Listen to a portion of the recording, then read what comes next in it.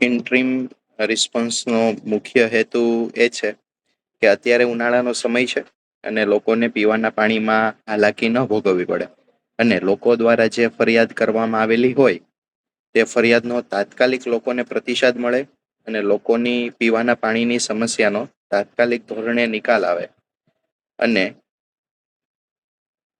તેની સમીક્ષા વખતો વખત સીએમ ઓફિસથી કરવામાં આવતી હોય તે માટે આપણે ઇન્ટ્રીમ રિસ્પોન્સ મેનુનો ઉપયોગ જનરલી કરીએ છીએ. હવે જોઈએ તો કે ક્ષેત્રીય કચેરીથી કોઈ પણ ઇન પ્રોગ્રેસ કમ્પ્લેન હશે, તેમાં આપણે ઇન્ટ્રીમ રિસ્પોન્સ કરી શકીએ, પરંતુ એ ઈઆરપીમાં એન્ટ્રી કરવી એ ફરજિયાત નથી. ક્ષેત્રીય કચેરીથી ઈઆરપીમાં ઇન્ટ્રીમ રિસ્પોન્સની એન્ટ્રી કરવી એ ફરજિયાત નથી. તેના માટે ફક્ત છે તો આપણે આ રીતના એક મેસેજ બનાવેલો છે કે જે વોટ્સએપ થ્રુ કરી શકાય. તેમાં વોટ્સએપ નંબર જે છે તે આપણો રહેશે 99 784 14 045. ફરીથી વોટ્સએપ નંબર જે આપણો ઇન્ટ્રીમ રિસ્પોન્સ માટેનો છે તે 99 784 14 045 છે. આ નંબર ઉપર આપણે વોટ્સએપ મેસેજ દ્વારા આ જે ફોર્મેટ આપણને આપેલું છે તે શેર કરવામાં આવશે. તે ફોર્મેટમાં આપણે બધી જ માહિતી ભરી દઈએ અને પછી આ નંબર ઉપર વોટ્સએપ કરીએ તો એ જે તે કચેરી દ્વારા એ માહિતી મોકલવામાં આવેલી હશે તે માહિતી આપણે બોર્ડ કચેરી દ્વારા ઈઆરપીમાં તેની એન્ટ્રી કરી દેવામાં આવશે. તેમાં નોંધનીય વાત એ છે કે બપોરે 1 વાગ્યા સુધી આવેલી કમ્પ્લેનનો ઇન્ટ્રીમ રિસ્પોન્સ જે છે તે વોટ્સએપના માધ્યમથી સાંજે 7 વાગ્યા સુધીમાં, અને બપોરે 1 વાગ્યા પછી આવેલી કમ્પ્લેનનો ઇન્ટ્રીમ રિસ્પોન્સ વોટ્સએપના માધ્યમથી બીજા દિવસે સવારના 10:30 વાગ્યા સુધીમાં જે તે ક્ષેત્રીય કચેરીના અધિકારી શ્રીઓને આપવાનો રહેશે. તેમાં આ જે વોટ્સએપ મેસેજનું જે ફોર્મેટ છે તેમાં સૌ પ્રથમ આપણે જોઈએ તો કે ટિકિટ નંબર લખવાનો રહેશે. ત્યારબાદ ફરિયાદનું મૂળ કારણ લખવાનું રહેશે. જેમ કે ઈઆરપીમાં ફરિયાદના મૂળ કારણ આપણને આપેલા છે કે leakage in RWSS, GAB fault at headwork અને sub headwork, water quality issue, motor cable issue, આવા વગેરે મુખ્ય કારણો છે તે એમાં લખવાના રહેશે.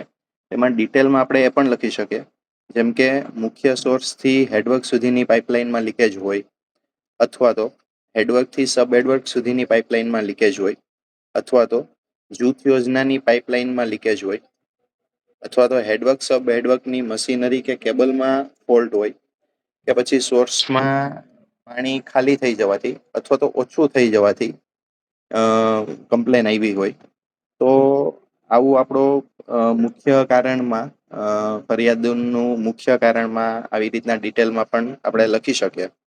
અને ત્યારબાદ આપણે જે સ્ટેટસ અને આયોજન છે તેમાં આપણે લખી શકીએ. ઉદાહરણ તરીકે સ્ટેન્ડ બાય મશીનરીથી પાણી પુરવઠો શરૂ કરી દીધો છે, અથવા તો મશીનરી રિપેરિંગમાં આપી દીધી છે, અથવા તો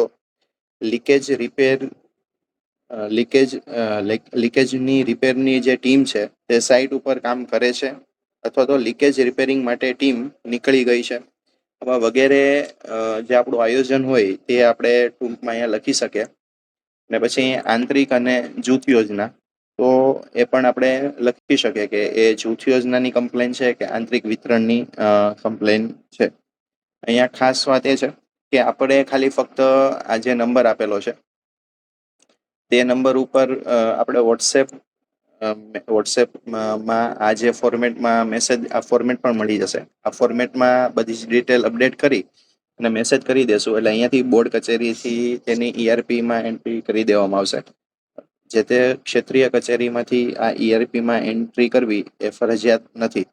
છતાં પણ આપણે ઈઆરપીમાંથી જે તે ક્ષેત્રીય કચેરીથી જો ઇન્ટ્રીમ રિસ્પોન્સની એન્ટ્રી કરવી હોય તો તે કઈ રીતે કરશું તે આપણે જોઈએ. તેના માટે આપણે સૌપ્રથમ આ રીતના ઈઆરપીનું એ પેજ ખોલી લેશું. ત્યારબાદ આપણે અહીંયા હેલ્પ ડેસ્કમાં જઈશું.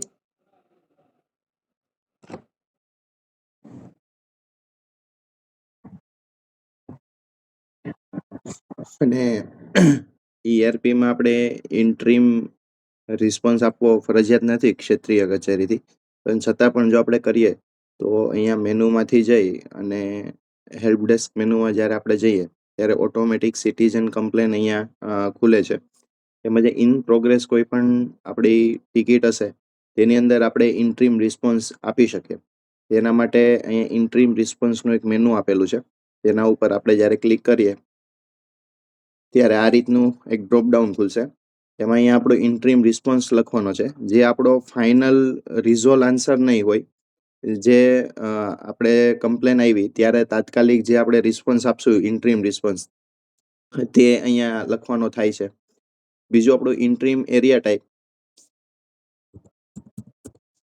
તેમાં આપણે rural for RWSS, rural for in village અથવા અર્બન એ આપણે સિલેક્ટ કરવાનું થાય.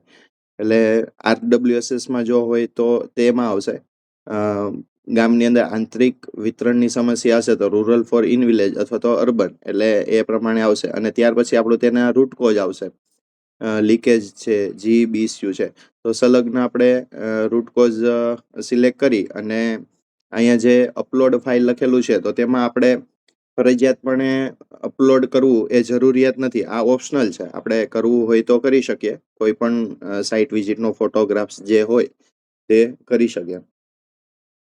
પરંતુ આ ક્ષેત્રીય કચેરીથી આ ઇન્ટ્રીમ રિસ્પોન્સ આપવો એ ફરજિયાત નથી. ફક્ત આપણે જે વોટ્સએપ મેસેજ જે છે તે મેસેજની અંદર આપણે જે સમયગાળો આપેલો છે એ સમયગાળાની અંદર તે ફોર્મેટમાં આપણે ડિટેલ ફિલઅપ કરી અને એ નંબર ઉપર આપણે મોકલી દઈએ તો તેનું અહીંયાથી બોર્ડ કચેરીથી તેનું એ ઇન્ટ્રીમ રિસ્પોન્સ થઈ જશે. પછી આપણે જે મોનિટરિંગ કરવું હોય તો એના માટે આપણી ક્ષેત્રીય કચેરી જે તે છે તો તેની અંદર આપણે ગ્રુપ બાય કરી અને સ્ટેટસ કરશું તો આપણને ધ્યાનમાં આવી જશે કે અત્યારે ઇન પ્રોગ્રેસ કેટલી ટિકિટ છે, ઇન્ટ્રીમ રિસ્પોન્સ કેટલી ટિકિટના આવેલા છે અને રિઝોલ્વ થયેલી કેટલી ટિકિટ છે, તો એ આપણને ધ્યાનમાં આવશે. આ રીતના સંપૂર્ણ માહિતી છે.